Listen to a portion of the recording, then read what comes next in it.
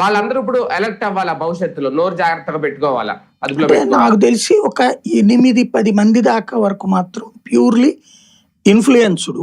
వీళ్ళల్లో ఉమ్, నేను అబ్జర్వ్ చేసినటువంటి నాకు తెలుసు ప్రత్యక్షంగా వాళ్ళు ఒక నలుగురు అయితే ప్యూర్లీ నక్సలైట్ల నాయకులు లేదా నక్సలైట్లతో అంటే పౌర ప్రజా హక్కుల సంఘాల పేరుతో ఉన్న వాళ్ళ బంధువులు 4-5 ప్యూర్లీ ఆహా, యూట్యూబ్ లో అవునవును, ఫేస్బుక్ నడుపుతున్న వాళ్ళు 4-5 వాళ్ళు నక్సలైట్ల కుటుంబానికి సంబంధించిన వాళ్ళు.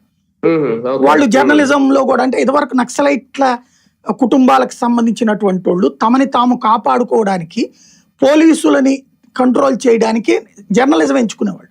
అప్పుడు అవునా? వీళ్ళు నక్సలిజం భావజాలంలో తెలిసినా కూడా పోలీసులు ఏం చేయలేకపోయేవాళ్ళు జర్నలిస్టులు కాబట్టి. యూనియన్లు కూడా అట్లా సపోర్ట్ చేసి ఆ టైప్ ఆఫ్ వాళ్ళు 4-5 నడుపుతున్నారు. కానీ వాళ్ళు ఫిల్తీ లాంగ్వేజ్ వాడరు. వాళ్ళు విషపూరితంగా యాంటీ జాతీయ అంటే జాతీయవాద వ్యతిరేకత నూరిపోస్తారు ప్రతిదానికి కూడా. మనం ఇప్పుడు ఫర్ ఎగ్జాంపుల్ నిన్న ఆయన నరేంద్ర మోడీ ఆ దేశానికి వెళ్ళాడు, ఏది ప్రపంచంలోనే అతిపెద్ద ముస్లిం దేశానికి వెళ్తే అక్కడ మంచి రిసీవింగ్ వచ్చింది, అంతా వచ్చింది.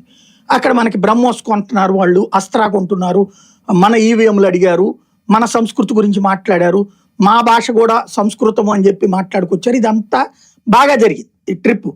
వీళ్ళు అదేం మాట్లాడరు. నరేంద్ర మోడీ ఎంత అసమర్థుడు, ఎంత తెలివి తక్కువ వాడంటే అక్కడ చూడండి ఇదిగో